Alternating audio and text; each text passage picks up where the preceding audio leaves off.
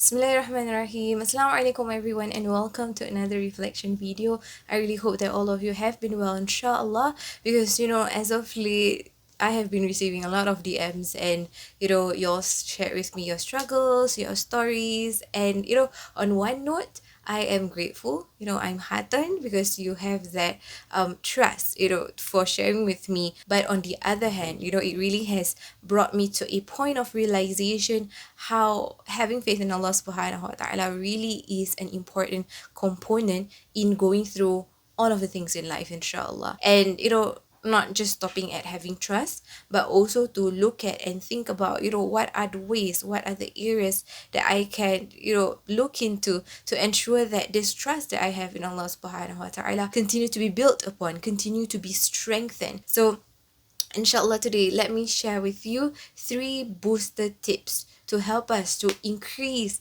our faith, to increase our trust in Allah subhanahu wa ta'ala. Because I promise you, nobody says that it's easy, but it doesn't mean that it is impossible. It is possible. It can be easy when Allah subhanahu wa ta'ala allows it to be easy, when Allah has blessed us with His help through the struggle. So the very first point is to have patience. Having trust in Allah subhanahu wa ta'ala does not happen overnight, and without patience, we might grapple with the whole idea of having trust in Him. Taking into context how we are all really living in a world of instant gratification, how a lot of things are just at the tip of our fingertips, and we would always, want things to happen instantly. But having that trust in Allah subhanahu wa ta'ala does not happen that way. It does not happen instantly, and which is why we really need that patience in order for us to build that trust in Allah, in order for us to actually strengthen our trust in Him time by time,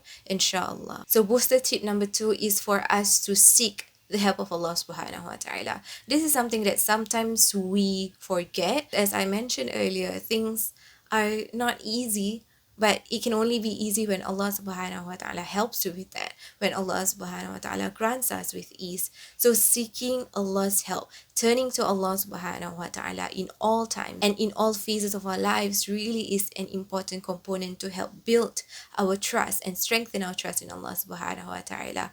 Turn back to Allah, seek Allah's help when we are happy, when we are sad, when we are going through disappointment, when when we are going through a certain phase of poverty, when we are going through a certain tough time in our life.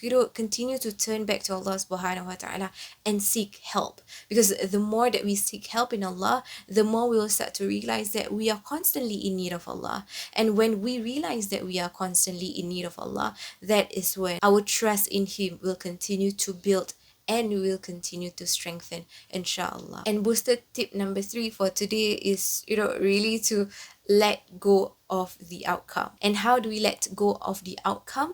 It is in reminding ourselves of the promises of Allah subhanahu wa ta'ala. Because a lot of times, our worries, our stresses, our struggles really stem out of thinking that we have control over things. And sometimes when we continue to stress on the things that we cannot control, that is exactly when we start to fall in that trap of despair and thinking that whatever the outcome, it will really depend solely on myself. But that is exactly when we are wrong. We put in the effort, we try our best, we trust in Allah subhanahu wa ta'ala, but the outcome is something that we really need to let go of. And not just letting go and not thinking about it anymore, but letting go in a sense that I know that I'm going to be in good hands.